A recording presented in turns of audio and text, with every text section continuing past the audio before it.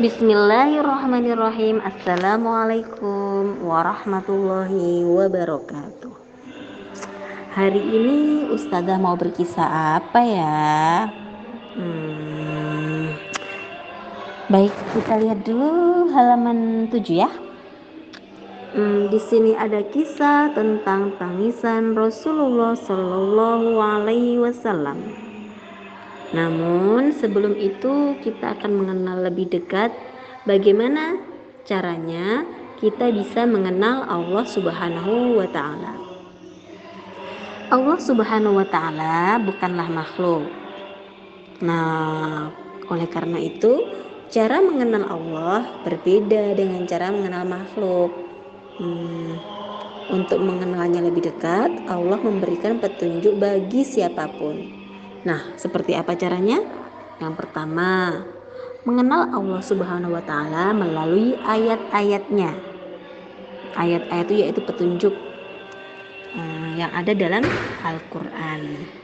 Memahami ayat-ayat Allah dalam Al-Quran berarti mempelajari secara dalam pesan-pesan yang disampaikannya dalam Al-Quran dengan penuh keimanan,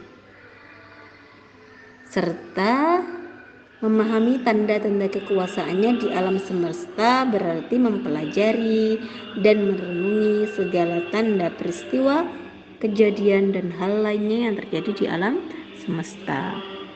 Contohnya seperti perputaran matahari dan bulan. Matahari itu hanya ada di siang hari, kalau bulan adanya di malam hari. Coba, bagaimana kok bisa sampai kayak gitu ya? Matahari terbit di timur lalu tenggelam di barat. Terus bulan kok adanya cuma malam aja? Coba kita renungkan seperti itu. Lalu kok ada gunung di kering? Ada gunung nggak? Terus kalau di daerah lain ada gunung nggak? Kenapa nggak rata aja semuanya? Kenapa harus ada gunung? Lalu ada angin, kita lagi santai-santai tiba-tiba angin berhembus. Terus siapa yang menghembuskan anginnya? Lalu ada kehidupan tumbuhan. Misalnya pagi ini saya menanam cabai. Beberapa hari kemudian tumbuh. Kok bisa tumbuh?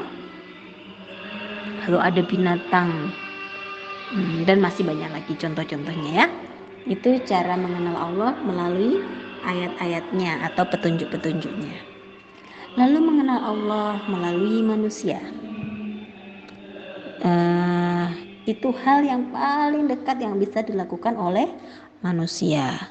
Contohnya, kita dapat berpikir, lalu kita bisa menghafal Al-Quran. Lalu kok kita dulu kan masih kecil, kok ujung-ujung jadi besar, jadi tumbuh besar. Dulu kan masih bayi, kok makin lama umur kita makin bertambah. Terus mengapa dalam tubuh kita itu kok ada darah? Kalau kita terluka, tiba-tiba keluar darah. Kok bisa begitu? Lalu apalagi ya? Terus kenapa kok di tubuh kita tuh ada jantung? Tuh yang bunyi jeduk jeduk jeduk tuh. Lalu mengapa kok perempuan itu bisa hamil? Lalu kenapa laki-laki tidak? Nah, itu cara mengenal Allah melalui manusia. Lalu ada lagi mengenal Allah dengan melalui mukjizatnya. Kita perlu mempelajari mukjizat-mukjizat Allah. Di antaranya kisah tentang Nabi Musa, di mana tongkat Nabi Musa ujuk-ujuk bisa menjadi seekor ular besar dan mampu juga itu tongkatnya membelah lautan ketika Nabi Musa dikejar oleh Fir'aun. Coba kalau kita langsung bisa membelah lautan, kan itu suatu mustahil. Yang mustahil kan itu terjadi pada Nabi Musa karena mukjizat Allah. Nah, itu tadi bagaimana caranya kita bisa mengenal Allah. Di sini ada satu kisah tentang tangisan Rasulullah Shallallahu Alaihi Wasallam. Suatu malam Rasulullah Shallallahu Alaihi Wasallam terbangun. Kemudian beliau mendatangi istrinya, yaitu Ibunda Aisyah. Yang ketika itu Bunda Aisyah sedang tertidur. Beliau hendak meminta izin untuk sholat malam. Tentu saja Ibunda Aisyah mengizinkannya. Lalu setelah itu Rasulullah SAW kemudian berwudu dan segera menunaikan sholat malam. Beliau tampak begitu khusyuk sekali sholat. Lalu terisak-isak menangis. Air matanya mengalir begitu deras sampai membasahi dadanya Rasulullah. Nah, menjelang waktu subuh, ketika itu Bilal muazzin hendak azan subuh.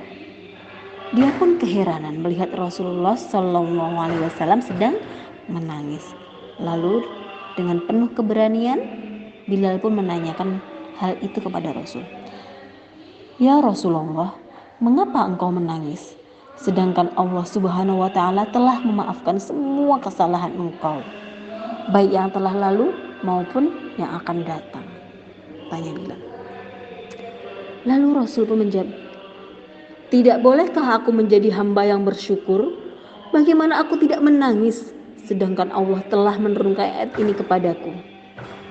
Kemudian Rasulullah pun membacakan ayat itu. Ayatnya berbunyi seperti ini. A'udzu billahi minasyaitonir rajim. Bismillahirrahmanirrahim. Inna fi khalqis samawati wal ardi wa ikhtilafil laili wan nahar la ayatin li ulil albab.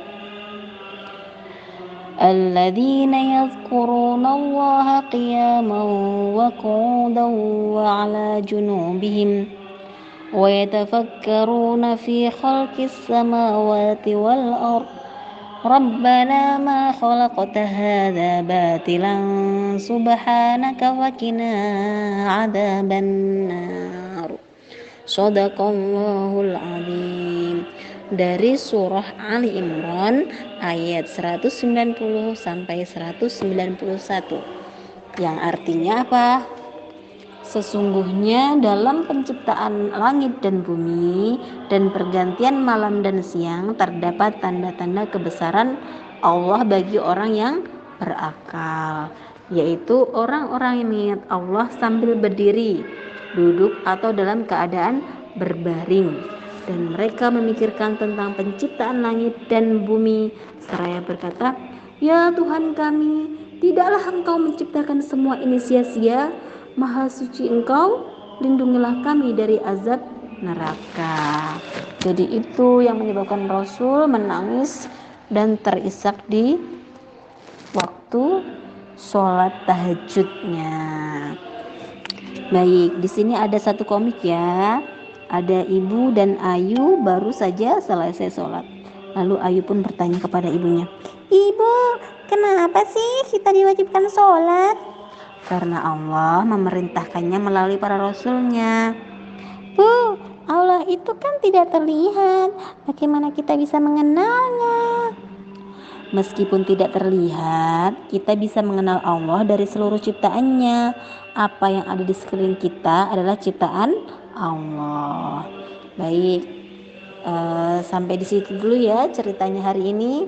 Terima kasih semuanya. Wassalamualaikum warahmatullahi wabarakatuh.